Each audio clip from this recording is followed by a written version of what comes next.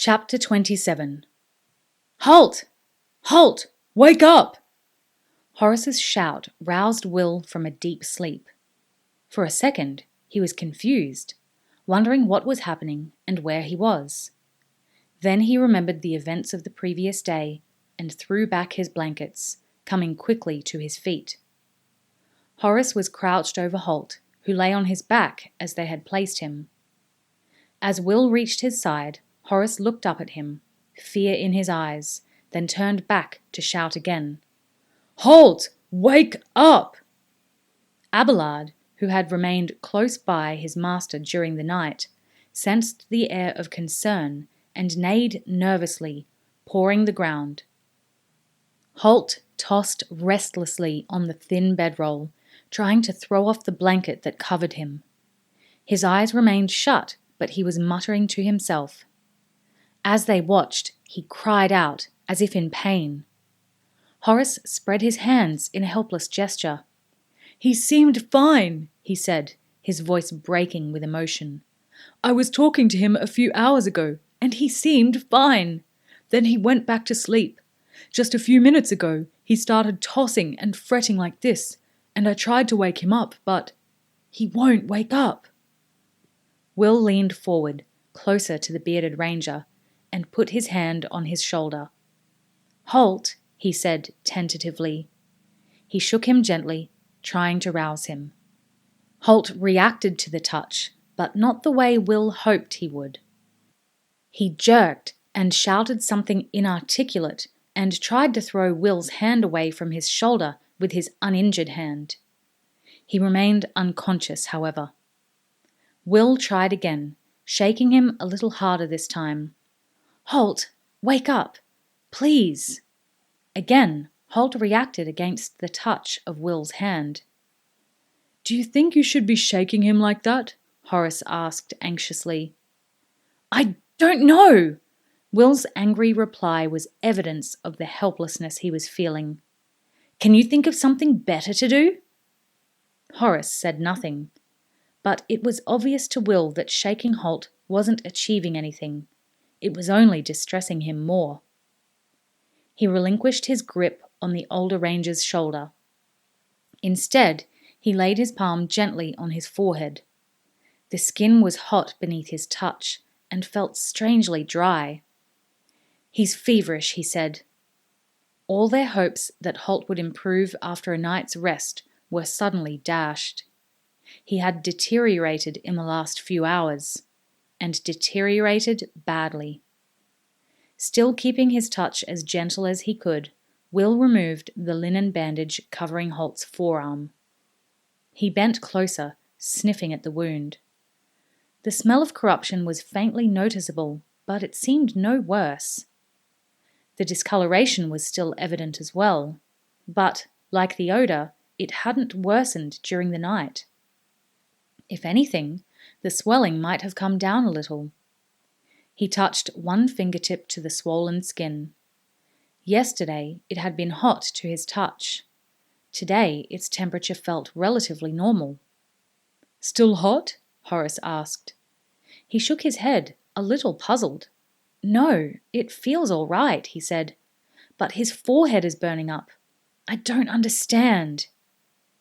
He sat back to consider the situation.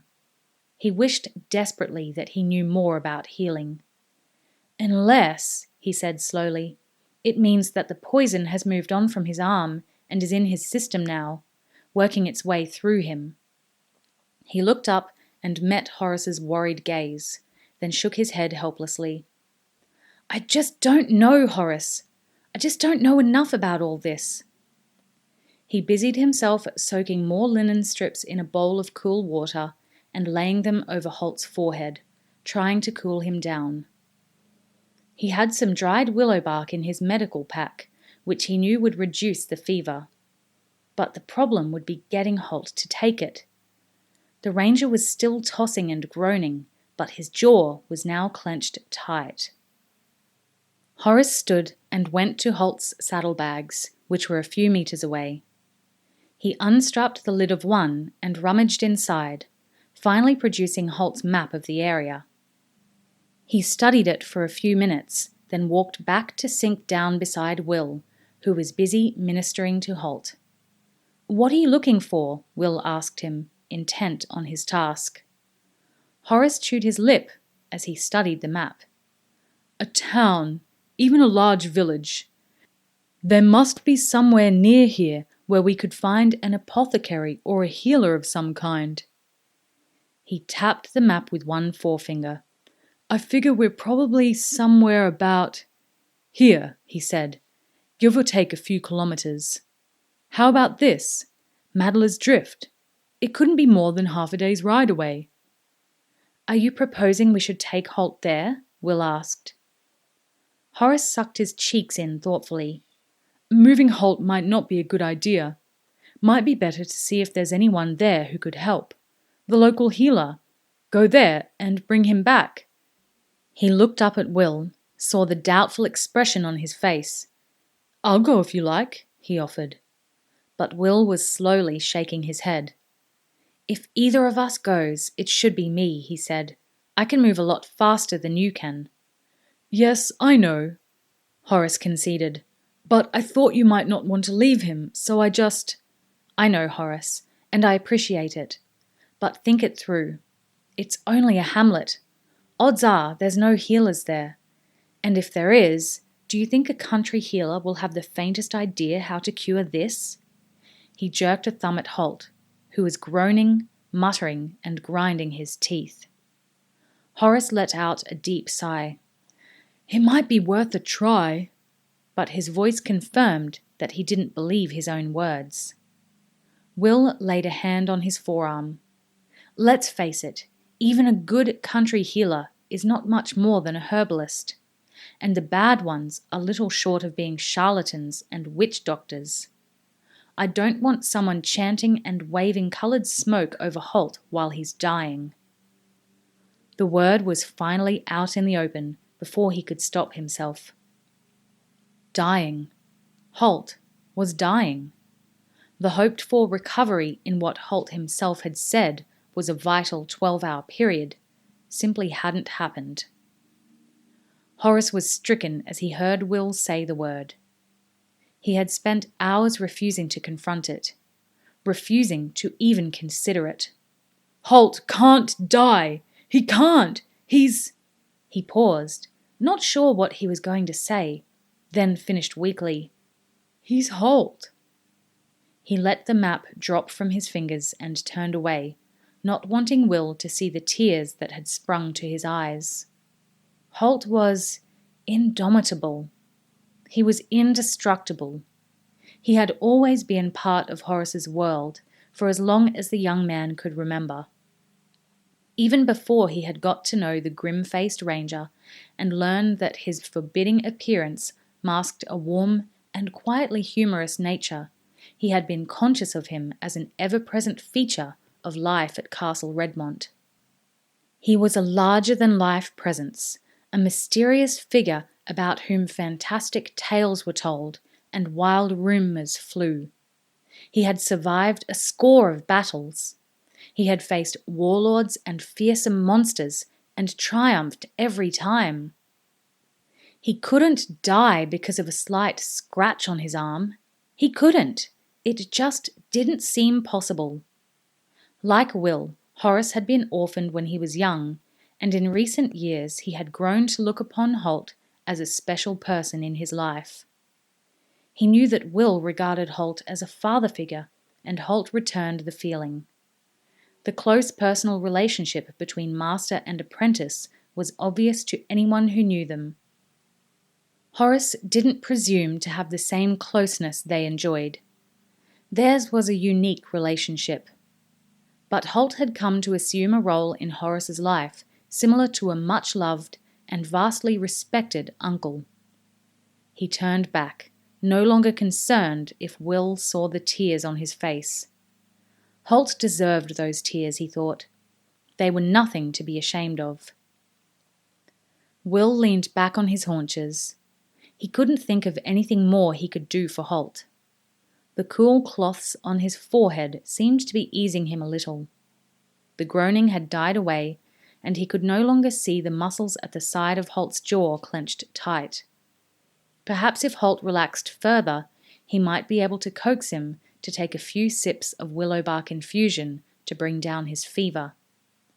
And he could put more salve on the wound, although he sensed that the wound itself was no longer the problem. It had been the source, but now the poison had moved on. The breeze caught the map Horace had dropped, and it began to flutter away. Absent-mindedly, Will caught it and began to fold it. But it had to be folded a certain way, and he got the creases wrong. When he looked down to correct his mistake, a word seemed to leap off the page. Mackindor. Castle Mackindor, scene of his battle with the Scotty invaders. And close by Mackindor, clearly marked on the map, stood Grimsdale Wood, home to Malcolm, once thought to be the reincarnation of Malcolm the sorcerer, but now known to a select few as the most skilled and knowledgeable healer in all of Araluen. Horace, he said, staring fixedly at the map. They were old friends. They had been through a great deal together, and Horace knew Will sufficiently well to sense the change in his friend's voice. The hopelessness had gone. Even with that one word, Horace knew that Will had the germ of an idea. He dropped beside his friend and looked over his shoulder, studying the section of the map that was open before him. He, too, saw the name. Mackindor, he breathed. Malcolm, of course! A few days ago, you said we'd pass close by if we took that detour, Will pointed out. Where do you think we are now? Horace took the map and unfolded it to open the next section. He found the reference points he'd used before, the river, the drowned forest. Around here, he said, indicating a position on the map. We've come a good way south of the spot where I said it. True, but we've also come a good way east, and Mackindor was to the east of us when you pointed it out. What we've lost by coming south, we've picked up by coming east. Horace pursed his lips uncertainly. Not quite, he said, but we're probably only a day and a half away, maybe 2 days. I'll do it in 1, Will said. Horace raised his eyebrows in disbelief. 1 day?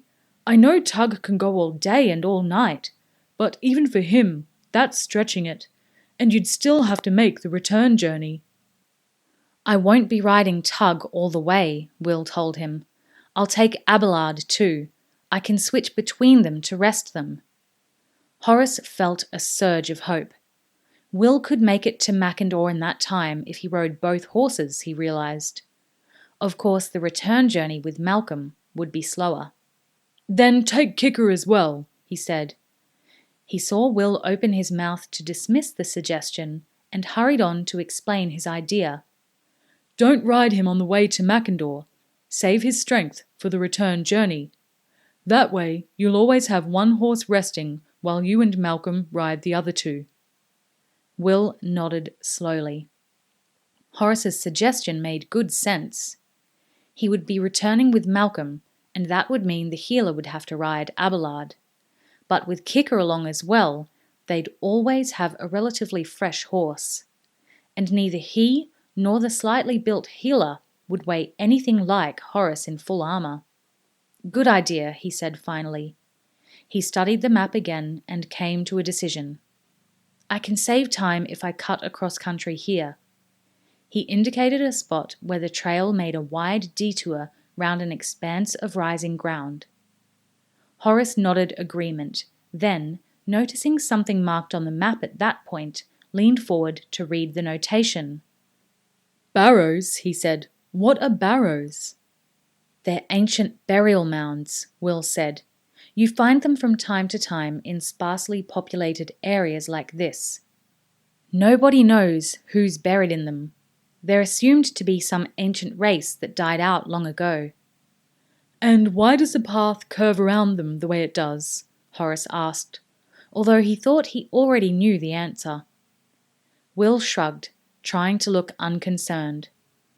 Oh, it's just some folk think they're haunted.